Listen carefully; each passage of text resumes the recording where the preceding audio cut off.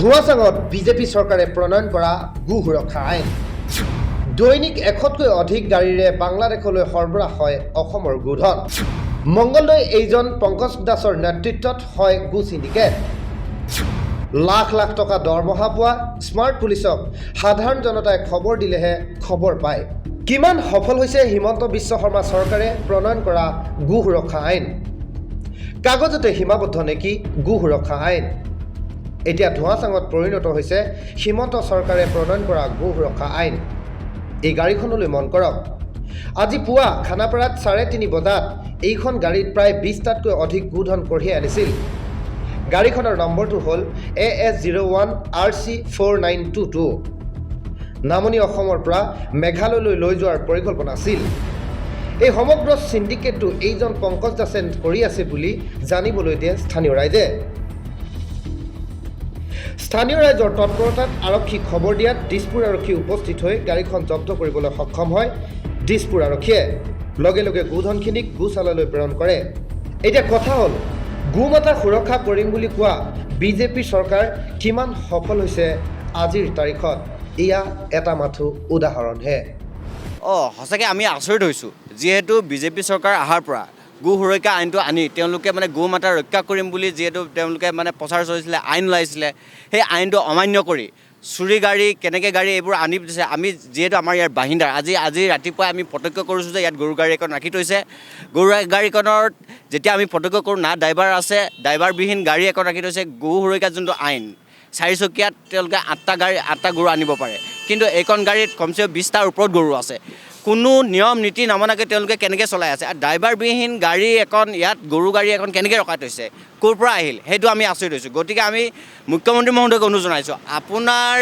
আপুনি যোনটো আইন আনিছিলে আপুনি যোনটো গো সুৰক্ষা আইন গো মাতা ৰক্ষা কৰিম বুলি আপোনালোকে প্ৰতিশ্ৰুতি দিছিলে সেই প্ৰতিশ্ৰুতি আজিৰ তাৰিখত নমানাকৈ এই গৰু বেপাৰীখিনি এই গৰু সৰবৰাহকাৰীসকলে গৰু চিণ্ডিকেট কৰা মানুহসকলে কেনেকৈ আপোনালোকৰ এই দিছপুৰ নাকত লাগি থকা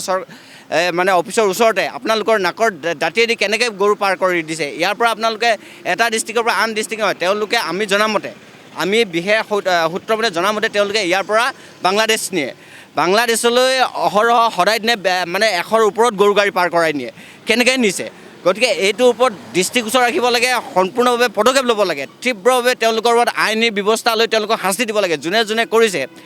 আমি যিহেতুকে আজি প্ৰত্যক্ষ কৰিছোঁ আমি সেইকাৰণে হাণ্ডেল ডায়েল কৰি আজি আমি পুলিচ প্ৰশাসনক মাতিছোঁ আমি অৱগত কৰিছোঁ আমি ইয়াৰ ওপৰত FIR দিম কাৰণ আমি ইয়াৰ লোকেল বাহিন্দাৰ আমাৰ ইয়াত দাঁতিকাষৰ অঞ্চলতে আমাৰ চকুৰ আগেদি এনেকৈ পাৰ কৰি থকাটো আমি সহ্য কৰিব নোৱাৰোঁ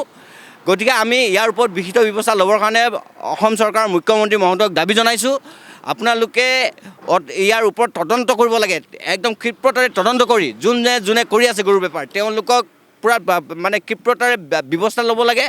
আমাৰ চকুৰ আগেদি আপোনালোকৰ চকুৰ আগেদি আপোনাৰ চৰকাৰ প্ৰশাসন থকাৰ পিছতো কেনেকৈ বাংলাদেশলৈ গৰু পাৰ কৰাই দিছে কেনেকৈ সৰবৰাহ কৰিছে সেইটো আটাইতকৈ ডাঙৰ বিষয় হৈছে গতিকে পুলিচ প্ৰশাসনে ইয়াৰ ওপৰত আটাইতকৈ ব্যৱস্থা কৰিব লাগে আৰু এই গাড়ীখন আমি জনামতে কোনোবা জনৈক দাস নামৰ এজন ব্যক্তিয়ে কৰি আছে এই পংকজ দাস বোলা মানুহজনক আপোনালোকে কাৰেক্ট কৰি